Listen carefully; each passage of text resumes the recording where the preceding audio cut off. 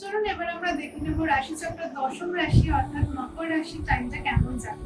13 থেকে 30 April time লাইনটাতে মকর রাশির career, finance, health এবং লাভ লাইফ কেমন যাবে চলুন দেখি। মকর রাশির ক্যারিয়ার কেমন যাবে ভগবান 13 এপ্রিল থেকে 30 এপ্রিল টাইম লাইনটাতে মকর রাশির ক্যারিয়ার কেমন যাবে। অনেক কটা কার্ড এসেছে, এত কটা কার্ড নেব না। মকর রাশির ক্যারিয়ার কেমন যাবে 13 এপ্রিল থেকে 30 এপ্রিলের এবার আমি দেখবো ফাইন্যান্স কেমন যাবে মকর রাশির জাতক জাতিকাদের 13 এপ্রিল থেকে 30 এপ্রিল টাইম লাইনটাতে মকর রাশির জাতক জাতিকাদের ফাইন্যান্স কেমন যাবে।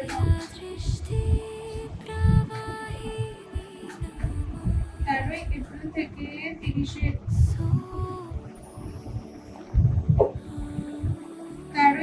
থেকে 30 এপ্রিল টাইম লাইনটা মকর রাশির জাতক জাতিকাদের ফাইন্যান্স কেমন যাবে। এবার আমরা দেখে নেব মকর রাশির জাতক জাতিকাদের হেলথ কেমন যাবে 13 এপ্রিল থেকে 30 এপ্রিল টাইম লাইনটাতে মকর রাশির জাতক জাতিকাদের হেলথ কেমন যাবে 13 এপ্রিল থেকে 30 এপ্রিল টাইম লাইনটা মকর রাশির জাতক জাতিকাদের হেলথ কেমন যাবে। লাভ লাইফ দেখো ওকে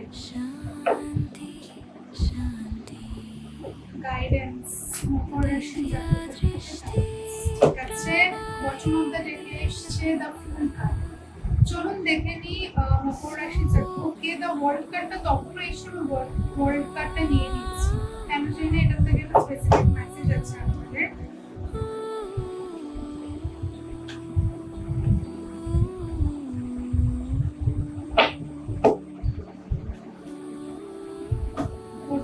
দেখে আমি নিলাম ফোর অফ কাপস ঠিক আছে।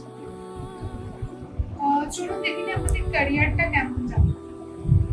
ওকে ক্যারিয়ারে আপনাদের জন্য এসেছে 10 of swords reverse, king of pentacles reverse.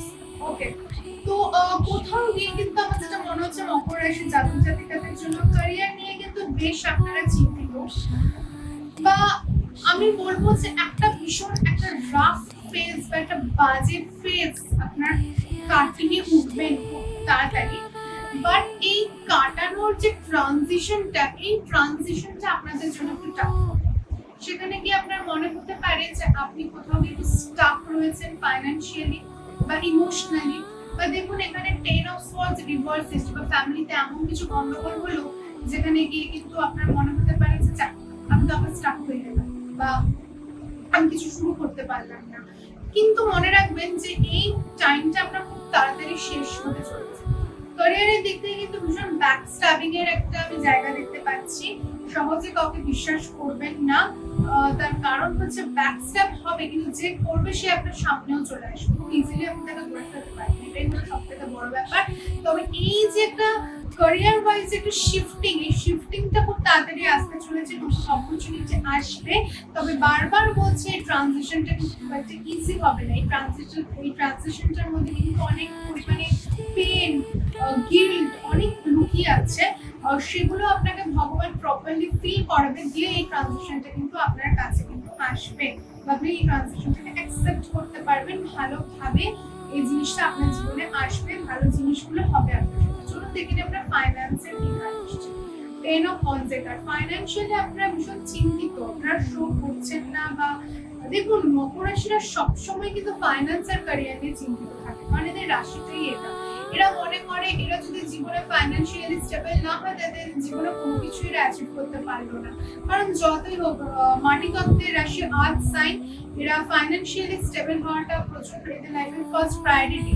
Financially আমার মনে হচ্ছে যে একটু পরিমাণে ফ্যামিলির একটা ঝামেলা চলছে, বা ফ্যামিলিগত দিক থেকে প্রচুর প্রেশার, একটা রেসপন্সিবিলিটি, যেখানে আপনারা সার্বিকভাবে নিজেকে উন্মুক্ত করতে পারছেন না।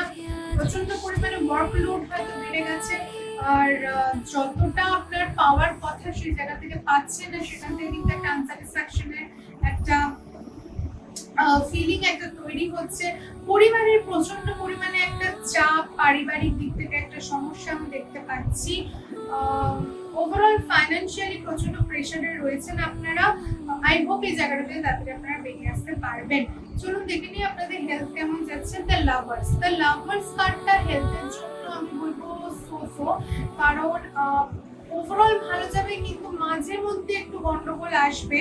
যেমন আপনার চেস্ট এরিয়া রিলেটেড, আপনার মানে ফুসফুস রিলেটেড একটা সমস্যা, শ্বাস প্রশ্বাসের একটা সমস্যা আসতে পারে। আপনার দেখবেন কোনো অ্যালার্জিক রিয়াকশন হতে পারে কোনো ফ্রুট থেকে বা কোনো খাবার থেকে বা কোনো ফুল থেকে। আপনার কোনো যেটা হয় ফুল থেকে পোলেন দিয়ে যেটা অ্যালার্জিক রিয়াকশন হলো, চোখ লাল হয়ে যাওয়া, এই ধরনের সমস্যা আমি হঠাৎ করে দেখতে পাচ্ছি। ওভারঅল ভালো যাবে, কিন্তু টুকটাক এই ঝামেলা সমস্যা আপনাদের হতে পারে। লাভ লাইফে এসছে আমাদের 9 অফ পেন্টিকলস এর কার্ড। লাভ লাইফটা নিয়ে আপনি এই মুহূর্তে খুব বেশি চিন্তিত নন, কারণ আপনি এগেইন ফাইন্যান্স নিয়ে অনেক বেশি চিন্তিত। ফাইন্যান্স নিয়ে আপনারা কিন্তু অনেক বেশি নিজেকে ভাবছেন যে কিভাবে আপনি নিজেকে ফাইন্যান্সিয়ালি স্টেবল করবেন। বাট লাভ লাইফ নিয়ে আমি যেটা দেখতে পাচ্ছি যে আপনি পার্টনার থেকে সাপোর্ট পাবেন, আপনি পার্টনারকে অনেক বেশি ফাইন্যান্সিয়ালি সাপোর্ট দেবেন। মিউচুয়াল আন্ডারস্ট্যান্ডিং, মিউচুয়াল ভালোবাসা তো আছে। বিয়ে ম্যানিফেস্ট হতে দেখতে পাচ্ছি আমি। কোথাও একসাথে ঘুরতে যেতে পারেন আপনারা। ওভারঅল আমি বলবো যে আপনার এই মুহূর্তে যে পরিস্থিতি আছে, আপনি পুরোপুরিভাবে নিজের পরিবার, নিজের ফাইন্যান্সের উপর ডিপেন্ডেন্ট। তার বাইরে আপনি কিছু ভাবতে চাইছেন না, নিজের কাজের বাইরে আপনি কিছু ভাবতে চাইছেন না, যেটা কিন্তু পরবর্তীকালে আপনার জন্য অনেক বেশি ফ্রুটফুল। এগেইন কম্পিটিশনের কার্ড, দ্য ওয়ার্ল্ড কার্ড, কিছু নতুন শুরু হবে, কিছু শেষ হয়ে কিছু শুরু হবে, ট্রানজিশনের মধ্যে দিয়ে আপনারা চলছেন।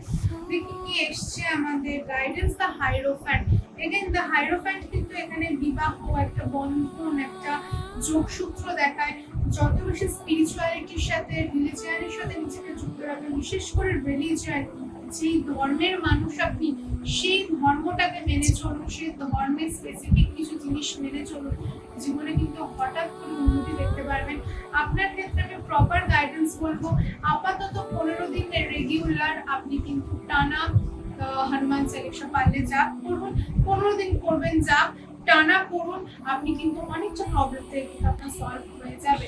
আশা করি রিডিংটা আপনার ভালো লেগেছে। ভালো লেগে থাকলে অবশ্যই কিন্তু লাইক, শেয়ার, কমেন্ট করতে ভুলবেন না। ডেসক্রিপশন বক্সে আমার নাম্বারটা আছে, পার্সোনাল রিডিং এর দরকার পড়লে সেখান থেকে ডিরেক্টলি আমার সাথে যোগাযোগ করে নিতে পারেন। দেখা হচ্ছে আপনাদের সাথে নেক্সট ভিডিও। ভালো থাকবেন, সুস্থ থাকবেন।